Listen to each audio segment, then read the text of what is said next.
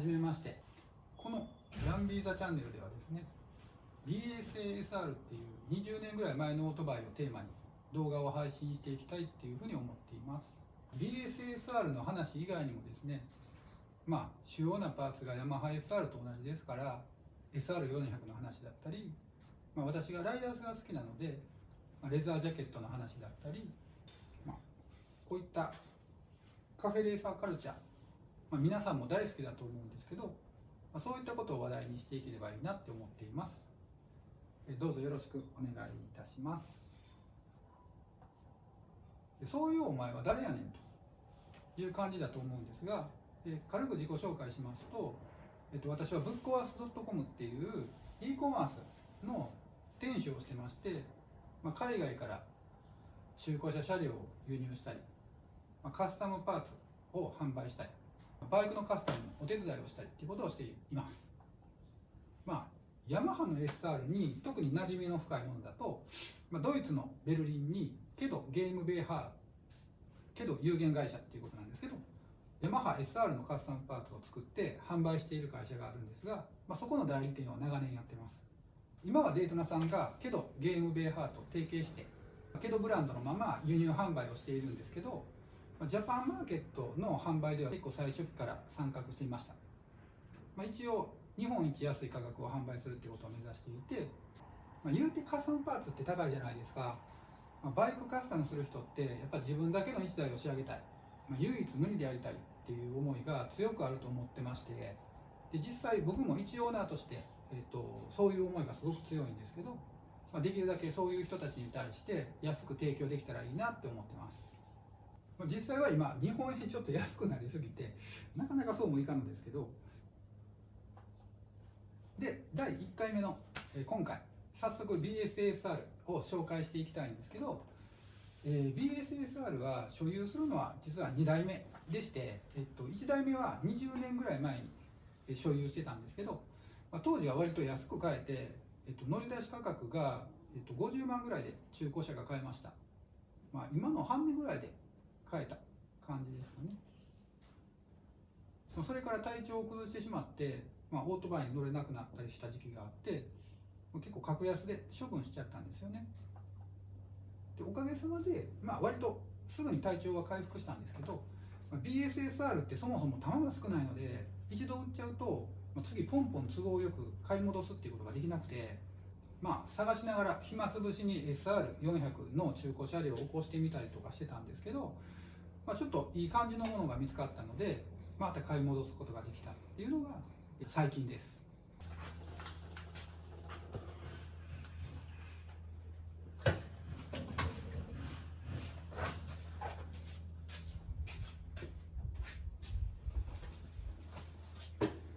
これがその2代目なんですけど、細かいところはいくつか変更されたりはしてるんですが、かなりノーマルに近い状態なので、これいいきっかけだし YouTube にアップしていこうっていうふうに思ったわけです。販売終了してからもう20年にもなりますし、もともと中古車両にすごく出回りにくいバイクではあるんですよね。バイク屋さんに持ってったとしても、思い入れとか希少度ほど実際値段つかなかったりするんで、ヤフーオークションとかにはたまに出るんですけど、そこそこの値段にはなっちゃうかなっていう感じです。そんなわけで、販売された当時のままのノーマル車両っていうのはかなり少なくはなってきていて、動画にできるだけ記録しておこうかなっていうふうに思ってるんですね。これもカスタムしちゃう、いじっちゃうんですけどね、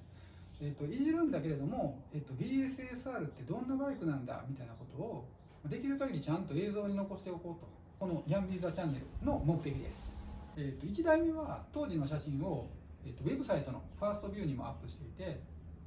こんな感じでカスタムしてたんですけど、こいつはどうしてやろうかなっていうのを YouTube に晒し上げながらコツコツいじっていきたいと思ってます。では改めて BSASR についてちょっと解説臭いことからお話ししたいと思います。この動画を見つけていただいた皆さんはネットにある情報とかはもうほとんどご存知だとは思うんですけど、オーナーズマニュアルとか、20年ほど前の円数向けバイク雑誌とか、カフェレーサーのカルチャー雑誌とか、なんとか、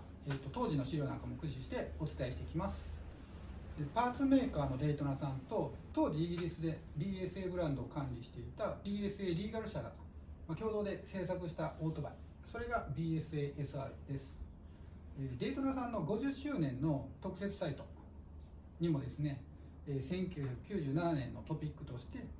ベーシックで質感のあるバイクを求めてこれを共同開発生産したっていうふうに書いています。デイトナが持ち込んだ SR400 のエンジンを BSA リーガル社特製のフェザーベッドフレームに、残念ながら完全に垂直ではないんですけど、確か17度ほど前に傾いているっていうふうに記憶してるんですけど、できるだけ、垂直に近い形でマウントしてある。アルミタンクが3タイプ、エキパイとサイレンサーが2タイプずつで、シートが3タイプのバリエーションがあって、その組み合わせで定番のカフェレーサーの車両をリスペクトしたカスタムがオーダーできて、BSA ゴールドスターに似せたのが BSA ゴールド SR、 ノートンマンクスに似せたのが BSA クラブマン SR、 マチレス G50 に似せたのが BSA G40SR。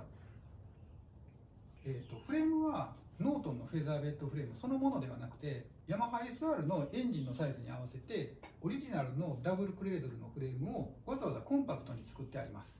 でこの方法自体は割と当時のカフェレーサーの車両をオマージュしたんだと僕は思ってます。何かっていうと、ノートンのフェザーベッドフレームに BSA のエンジンを乗せたものをノービザー、トライアンフのエンジンを乗せたらトライトン、ヴィンセントのエンジンを乗せるとノービンって読んだりするんですけど、このエンジン積み替え、エンジンスワップって当時のカフェレーサーではよく使われる手法で、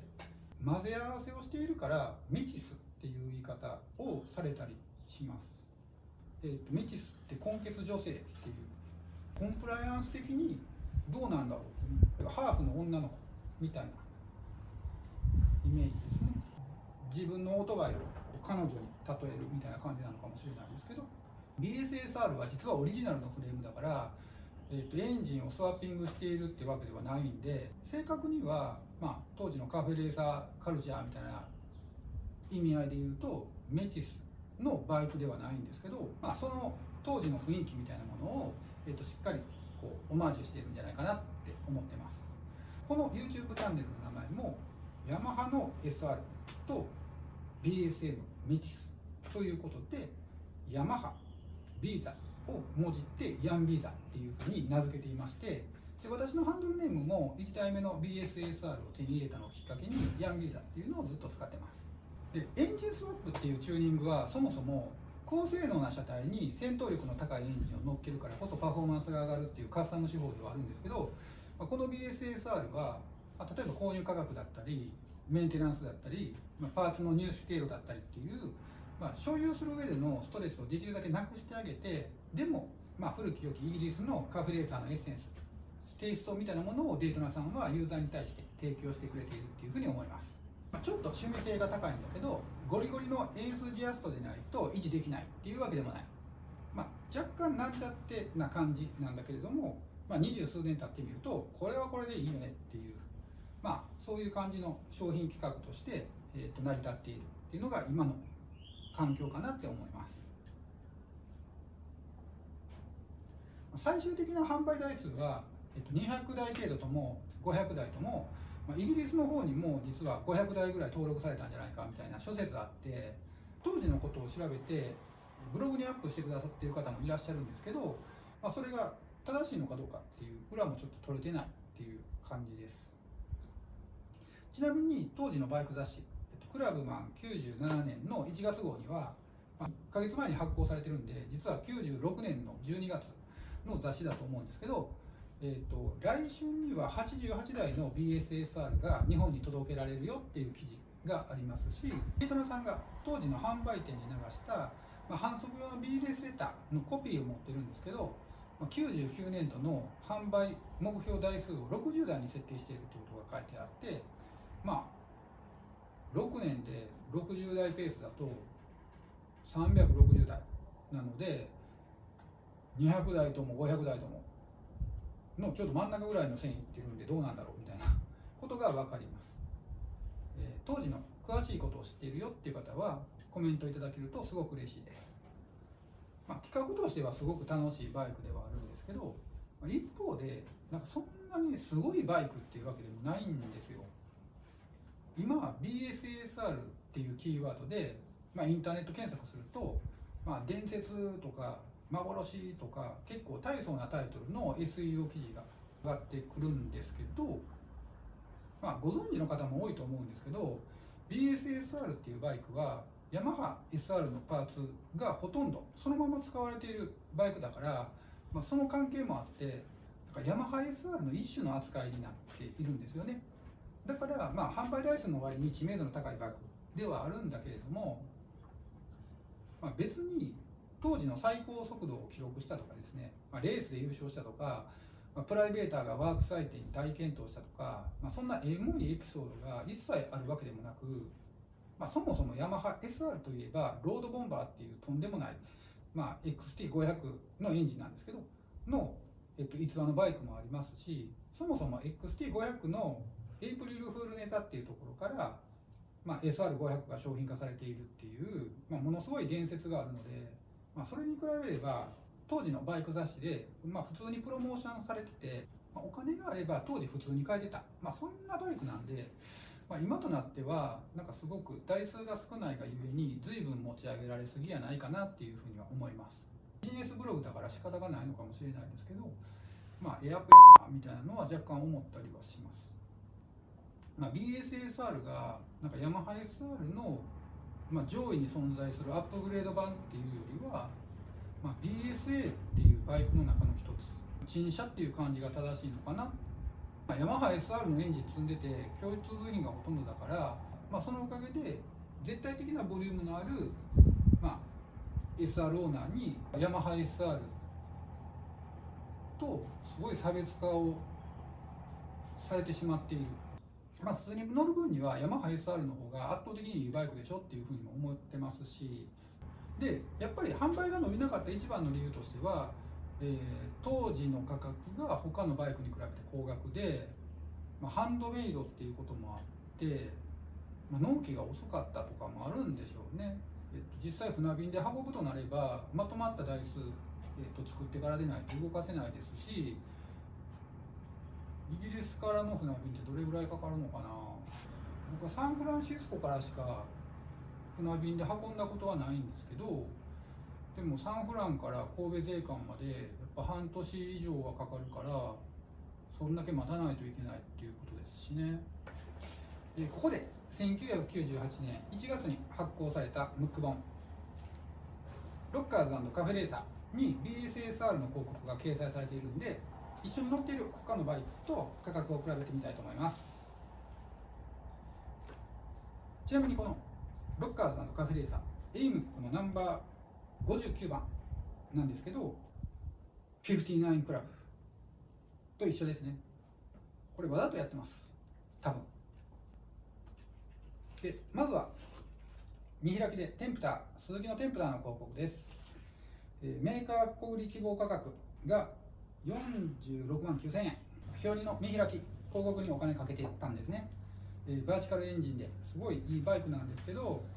当時もあんまり見かけなかった印象がすごくあります。中古車両を見ると、プレミア今ちょっとついてたりします。はい。で次が BSSR の広告なんですけど、好評のゴールド SR に続きクラブマン SR が新登場って書かれていて、このクラブマン SR の価格が88万円です。で隣にオーバーレーシングプロダクツさんのトライトンとロイヤルエンフィールドのコンプリート車両の広告があります。トライトン伝説が走り出すなんですけど、グッドマン製のフレームにグリメカのフロントブレーキ、アルミタンク、バーチカルツインのリビルドエンジン 750cc、 じゃじゃん、お値段なんと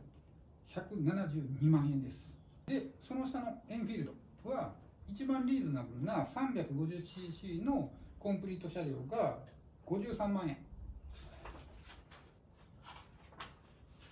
で、表参の1ページ、川崎のエストレア 250cc の車両価格が、45万円。で最後が、表4に本家ヤマハ SR ドラムブレーキ、フォワードステップ、いわゆる96年の2型の広告です。400cc の SR400 が、42万5000円、エストレアより安い。で 500cc の SR500 が45万5000円、こっちはテンプターの46万9000円よりもまだ安い。で BSSR が88万円ですから、ヤマハ400の倍以上しちゃうっていう価格設定になってます。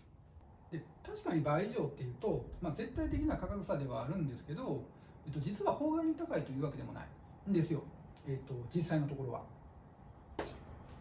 はい、ここで BSSR の当時のパーツリストで、専用部品の価格を合計すると、なんと78万1400円なんですよ。で、ヤマハ SR の、部品、使える流用部品は全く別で、専用部品だけで、78万1400円です。残りの部品、エンジンとか前後の足回りとかライトとかキャブとか、キー回りとか、そんなの揃えて10万円に収まるわけがないんで、そう考えると、めちゃめちゃ安いパッケージングだったっていうことが分かります。昔ヤマハ SR を納得できるまでいじり倒すぐらいなら BSSR 買った方が断然安いっていう BSSR オーナーさんがいたんですけど、言うてることは本当にそうだなと思っていて、バイクカスタムって本当沼ですからね、最初からある程度、作り込まれていて、かつ台数少ないんで人と被りにくいっていうだけでもすごく値打ちあるバイクかなと思います。やっぱり、オートバイ乗る人、カフェレーサー好きで、ヤマハ SR 乗る人、自分だけの1台エースカスタムに憧れますよね。アニメとかでもそうなんですけど、主人公の乗ってる機体って量産型ではないじゃないですか。そこに88万円って全然高くないかなと思います。というわけでちょっと長くなってしまったんですが、ヤンビーザチャンネル第1回目の動画はこの辺で終了したいと思います。1回目は BSSR の概要についてお伝えをさせていただきました。次回はですね、車体を撮影、特に外装周りを中心に、ヤマハの SR との共通部分、BSSR だけの専用部分、それぞれ撮影でお伝えできればいいかなっていうふうに思っています。また次回ご視聴いただけると嬉しいです。長時間お付き合いいただきましてありがとうございました。